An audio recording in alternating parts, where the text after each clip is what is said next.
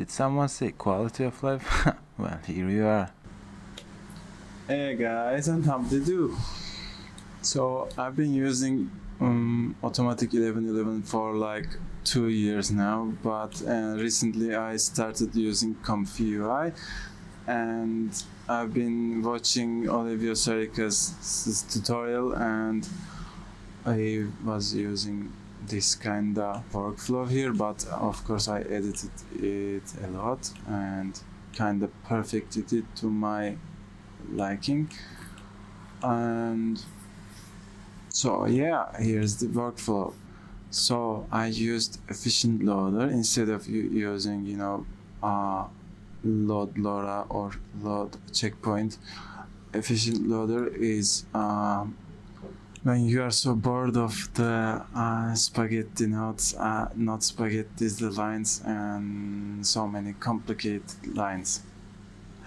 So I will of course give the link to the download of this template, this workflow I made for you, and the links below. And also don't forget to subscribe and support me, maybe buy me a coffee or something. Yeah, so down here I have the ControlNet workflow, ControlNet area. You don't have to use ControlNet, but this is also included in the workflow. So yeah, we have the ControlNet here and everything is set up. After you loaded the image that you want to use for the ControlNet, the resize sizes, the image resize, the sizes of width and height should be the same as the sizes you want in your checkpoint loading. This is like empty latent image. So instead of adding empty latent image to your K-sampler, you can simply have it in your efficient loader here. So efficient loader is so good at that. It's so good at simplifying everything and putting them all together. So I have my positive prompt here and my negative prompt here. It's like it's kind of same as this image, but this is a different prompt I made. And you can use VAE, and also you can use LoRa, and if you want more you can stack LoRa's from here. But in this case I won't be using LoRa. Your checkpoint is here, and these are connecting to the K-sampler, but efficient K-sampler, which is kind of more advanced than the regular K-sampler, and that is generating an image to the sizes that you set here. In this case, let's change the sizes of this to 768 for height and 512 for the width. And yeah, so this will generate an image here. For that I used Euler A and normal scheduler. You can change it to whatever you like. And that is connecting to another K-sampler, which is connected to a high-res fixed script. Instead of typing 0.40, you can just type 0.4 and it's gonna make it 0.40. Upscale by 2 is good. You can do it lower. If you do it too much higher, it can cause problems perhaps. And somehow using just latent is making some problems, so I suggest you to use the both. And for upscaler, these are my upscalers, but using this good upscaler in this case is not very efficient because it generates a very big image, and then in the next part it's gonna cause you problems like it will be so slow and it will be too big, and you don't need that, I think. So use ultra sharp You can just test it. If you don't believe me, you can test this and it will generate a very big image. So if you use both, use ultra sharp upscale if you have it. If you don't have it, just download it. Alright, so they are connected like this, and I connected preview images. This is the first generated one, this is the second highest upscaled generated one, and then these are connected to an ultimate SD upscaler, but it usually causes some problems. So instead of using 2, I used 1.25, and then it's connected to another ultimate upscaler, like I named here first, second. It's also 125, and third one 125 again. If you see some problems, also check the samplers that I used in each of them. And if you see some problems, you should change the denoise. If you do it too big, it's usually causing like distorted images, so you want to keep it low. And if there are problems with the blur, this is also tile resembling the image, so if you are seeing problems, maybe you should increase the blur.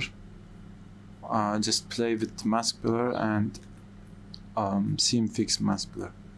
These are randomized, but you can select fixed. So first upscaler, second upscaler, and third upscaler, and they are connected to a face detailer, but this face detailer is fixing the person, the body of the image, altogether, also the face a little bit, but you may want to keep it low as well, the low denoise. And the second face detailer is for the face, and it is you can use a higher denoise for the face. It's not much of a big deal, I guess. And here it's like Arabic or Hebrew, like coming from right to left. So that tutorial was like that, so for 2 images, but I kept it that way. And I made some notes, like it's showing 1.525 upscaling using Ultimate SD Upscaler is turning the size of the image to this.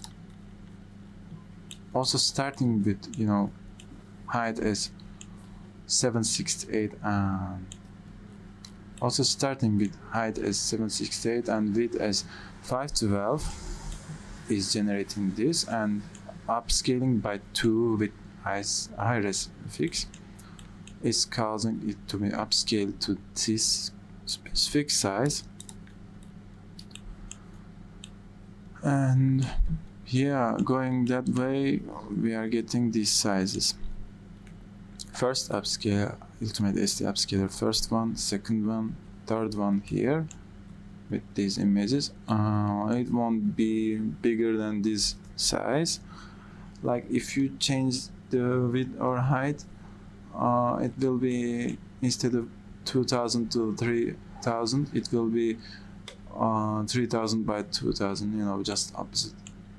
And this is the person, the first face detailer that we are using here, the person, and the last face detailer, the face itself, and this is the last one. So why did I made so many Ultimate SD upscalers here, like 3 of them? Because I was upscaling by 2 and it was usually distorting the image, so I wanted to go little by little. First time I will not be using ControlNet, just by the prompts. So let's go ahead and prompt this, and the other parts, if they might took a long time, and if you don't like the results, you can cancel it And if you don't want the history to repeat itself, you can clear QA or refresh after canceling. So it will start regenerating from point 0, like from the beginning. So this is the first generated image, which is really nice. Looks like Earth actually from Final Fantasy. And the second image is, instead of upscaling the image, I'm using high-res fix, which is so great. You can see the greatness. Like if we upscale this, it wouldn't be this detailed, but with high-res fix, it's gonna be this much better. But if you increase the denoise in here and in high-res for this second key sampler, which is generating this image here, if you increase the denoise so much, it's going to change the image a lot, as you know it. And if you don't, it's gonna stick to the original one, as you know it. So the trick here is upscaling little by little to prevent the image from being burnt.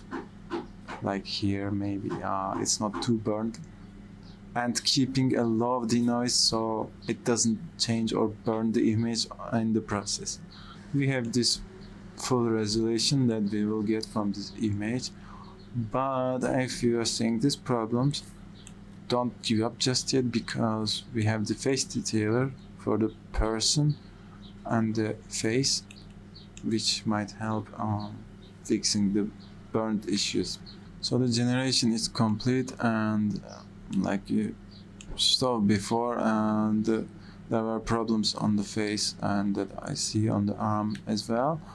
But the face detailer for the body fixed the arm issue and the face issue as well.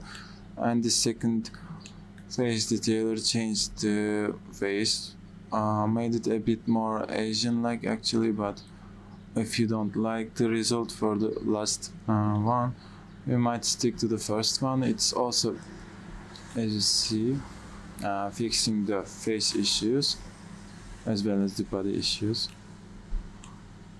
because the first one here is for the person YOLO and the second one is face YOLO, because YOLO. And also I kept the prompts same for all of them, but if you want, maybe for the last generation process, which is the face detailer face here, you might make new prompts describing the face, maybe say blue eyes, like European face or something. Let's try it actually.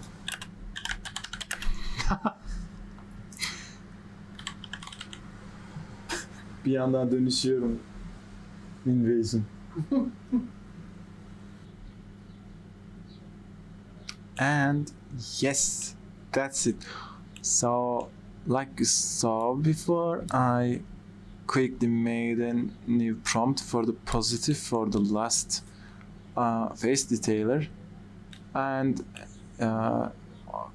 like you saw, it was a bit like Asian face, but I write this prompt: blue eyes, European face, and cute.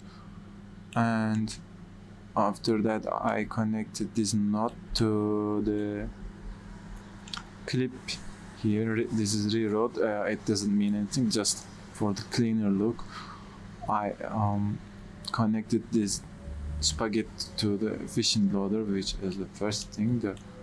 That also includes the checkpoint as well.